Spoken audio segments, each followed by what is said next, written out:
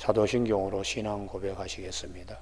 나는 전능하신 아버지 하나님 천지의 창조주를 믿습니다. 나는 그의 유일하신 아들 우리 주 예수 그리스도를 믿습니다. 그는 성령으로 잉태되어 동정녀 마리아에게서 나시고 본디오 빌라도에게 고난을 받아 십자가에 못 박혀 죽으시고 장사된 지 사흘 만에 죽은 자 가운데 다시 살아나셨으며 하늘에 오르시어 전능하신 아버지 하나님 우편에 앉아 계시다가 거기로부터 살아있는 자와 죽은 자를 심판하러 오십니다.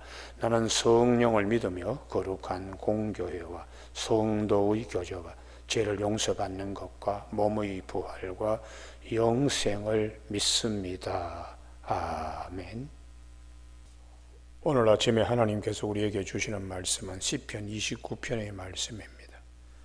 1절에서 11절까지 말씀입니다.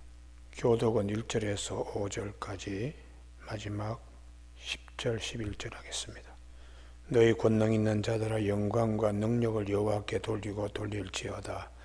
여호와께 그의 이름에 합당한 영광을 돌리며 거룩한 옷을 입고 여호와께 예배할지어다.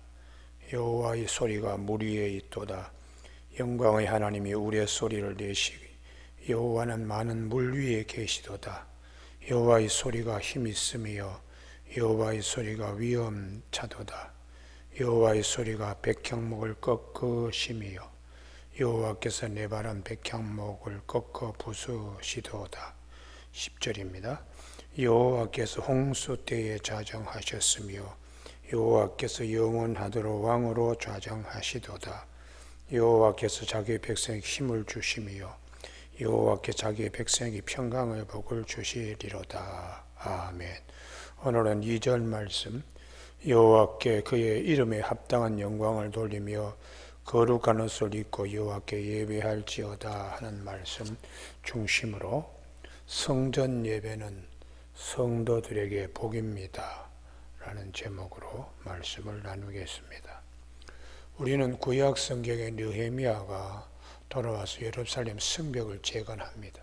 그 성벽 재건에 있어서 제일 첫 번째 문짝을 올리는 것이 양문부터 세우는 것입니다. 우리는 느헤미야가 예루살렘에 돌아와서 예루살렘 성벽 재건하는데 깊은 숨어있는 뜻 가운데 하나가 제일 먼저 양문 재건부터 했다는 것이죠. 이것은 우리 믿음의 성벽에서도 제일 먼저 우리가 우선적으로 생각할 것은 양문을 세우는 것입니다. 양문은 하나님께 제사를 드리기 위해서 양들이 출입하는 문이니까 양문을 세운다는 것은 예배를 제1위적으로 생각한다는 것이죠. 믿음의 성벽이 든든히 서가는데 제1위적인 것은 첫째도 예배요, 둘째도 예배요, 셋째도 예배인 것을 말씀해 주고 있는 것입니다. 그래서 학계 선지자도 그 성전을 재건하는 일에 차일피일 미루고 있을 때에 구멍 뚫어진 전대 차는 자들이라고 학계서 1장 6절에서 말하고 있습니다. 성전이 기초를 놓고 성전을 지으려고 할 때에 하나님께서 결코 하늘문을 여시고 너희들에게 쏟아 부어주는 은혜를 생각하는 그런 이제 백성이 되어야 된다고 강조하고 있습니다. 오늘 이 다윗의 시편 29편도 성도들은 그 성전에서 예배드리는 이 성전 예배는 계시 차원에서 다르다는 것이지요. 오늘 여기 보면 1절에 너희 권능 있는 자들아 베네엘림이라고 한 것은 하나님의 아들들아 하는 얘기입니다. 너희 하나님의 아들들아 영광과 능력을 여호와께 돌리고 돌릴지어다. 그럼 어디서 어떻게 돌려야 되는가? 2절 여호와께 그의 이름에 합당한 영광을 돌리며 거룩한 옷을 입고 여호와께 경배할지어다. 하나님의 이름에 합당한 영광, 하나님의 자녀들이 하나님의 이름에 합당한 영광은 거룩한 옷을 입고 여호와께 예배하는 것입니다. 성도들이 있어야 할 자리도 예배 처소입니다. 성도들이 거룩한 옷을 입고 예배를 드리는 것은 성전 예배인데 3절 이하에 보면 여호와의 소리가 해서 자연 속에서 하나님께서 역사하시는 자연 계시를 통하여 하나님의 위대하심과 하나님께서 행하시는 엄미한 일을 이제 7번 얘기하고 있습니다. 그 첫 번째가 3절 여호와의 소리가 물 위에 있도다. 영광의 하나님의 우레소리를 내시니 여호와는 많은 물 위에 계시도다. 우리가 이 큰 호수 갈릴리 바다라든지 혹은 또 창이란 큰 대양에서 물결이 출렁거리고 그리고 우레가 칠 때에 그 많은 것 위에 하나님이 위대하신 분이시다. 이렇게 자연을 통하여 자연은 우리에게 말하고 있습니다.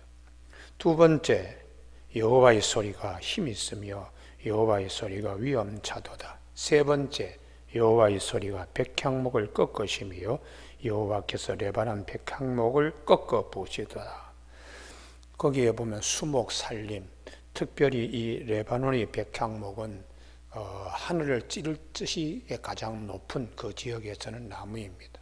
아주 큰 것은 둘레가 12m가 될 정도의 거대한 이 백향목, 레바논의 백향목은 이방인들은 신전을 짓는 데에 기둥으로 쓰기도 하고 또 임금들은 그것을 궁궐을 짓는 일에 아주 귀한 나무로 쓰기도 합니다. 그렇게 우르르 받들어 보는 그런 백향목도 신목처럼 이렇게 여기는 백향목도 하나님 한번 소리치면 다 그냥 갈대가 꺾이듯이 그렇게 한다고. 그러니 자연 속에서 하나님의 위대함을 우리가 들을 수 있고 볼 수 있다는 것이죠. 뿐만 아니라 그 나무를 송아지같이 뛰게 하시며 네바론과 시론으로 들송아지같이 뛰게 하시도다. 여기 네바론과 시론이라고 되어 있는데 이것은 주로 이제 헬몬산입니다. 이 헬몬산은 하나님 이외에 하나님을 믿는 이스라엘 백성들 이외의 이방인들은 신들의 산이라고 그렇게 했습니다.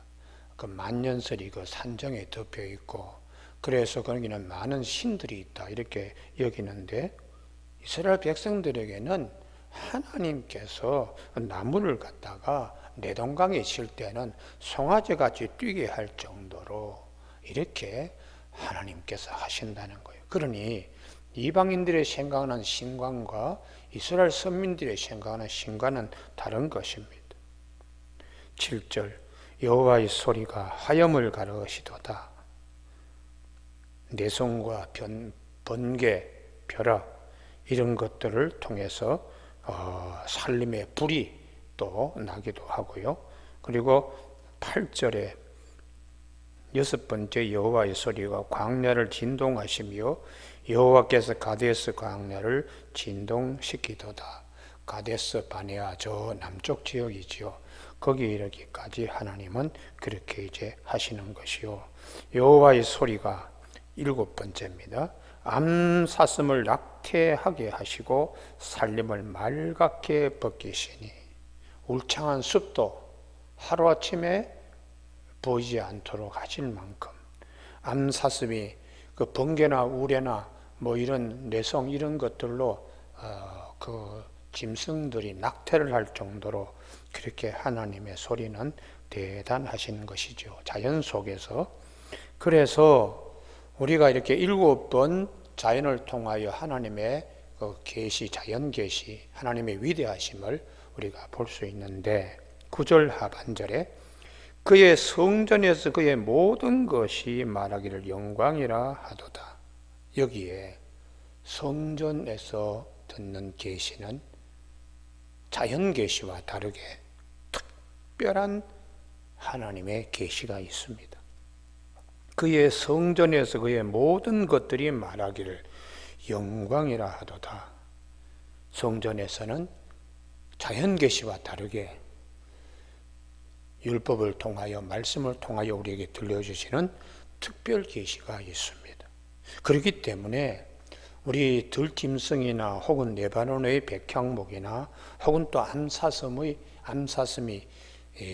그 자연 속에서 있는 것처럼 성도들은 성전에서 레바논의 백향목같이 심겨지고 또 암사슴이 거니는 것처럼 성전에서 거룩한 예배자들로 예배 드리는 것이 얼마나 큰 축복인가를 알 수가 있는 것이죠. 그래서 이 시편 29편의 다윗이 10절에서 여호와께서 홍수 때에 좌정하셨으며 여호와께서 영원하도록 왕으로 좌정하시도다.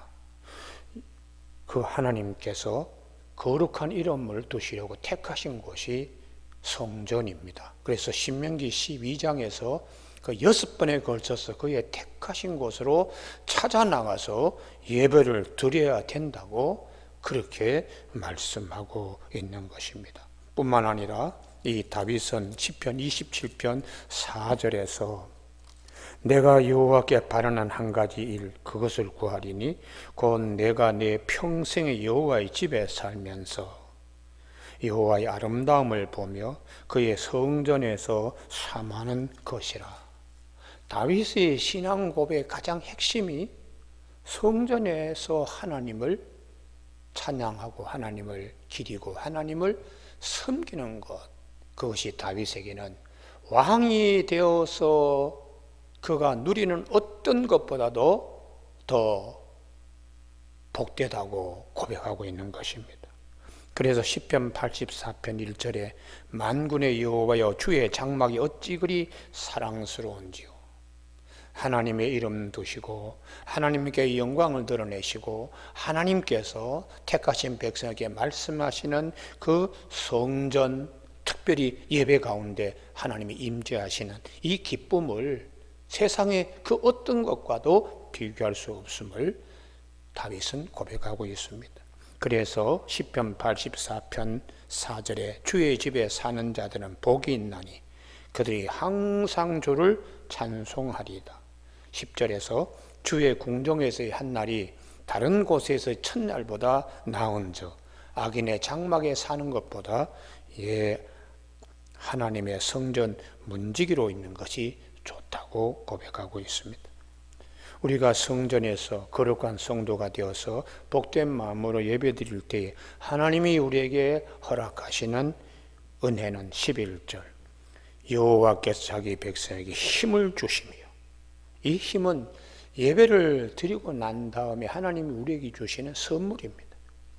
여호와께서 자기 백성에게 평강의 복을 주시리로다.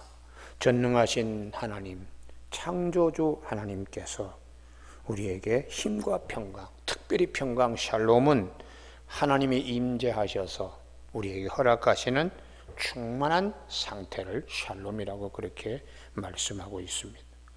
오늘 시편 29편에 성전에서의 성도들의 예배 얼마나 하나님이 기쁘게 받으시는가. 그래서 성전 예배는 성도들에게 복이다, 이렇게 말씀을 드릴 수가 있습니다. 2절 말씀에 여호와께 그의 이름에 합당한 영광을 돌리며 거룩한 옷을 입고 여호와께 예배할지어다 할 때에 어서 코로나 온역이 끝나서 우리 모두가 하나님 앞에 한 마음으로 나와서 거룩한 옷을 입고 예배드리는 그날이 속히 오기를 간절히 주의 이름으로 축원합니다. 기도하시겠습니다. 하나님 아버지, 금요 이른 아침에 저희들이 시편 29편 말씀의 문 앞에 저희들이 섰습니다. 주님이여, 다윗의 간절한 고백과 같이 우리들이 지금 처한 입장이 이와 같습니다. 거룩한 옷을 입고 하나님 이름에 합당한 영광을 하나님 이름 드신 성소에서 예배드려 여호와께서 우리에게 주시는 힘과 평강을 누리는 우리 모두가 되는 아침 되게 하여 주시기를 원하옵고 예수님의 이름으로 기도드립니다. 아멘. 주기도문으로 예배를 마치겠습니다. 하늘에 계신 우리 아버지, 아버지의 이름을 거룩하게 하시며 아버지의 나라가 오게 하시며 아버지의 뜻이 하늘에서와 같이 땅에서도 이루어지게 하소서. 오늘 우리에게 이루어갈 양식을 주시고 우리가 우리에게 잘못한 사람을 용서하여 준 것 같이 우리 죄를 용서하여 주시고 우리를 시험에 빠지지 않게 하시고 악에서 구하소서. 나라와 권능과 영광이 영원히 아버지의 것입니다. 아멘.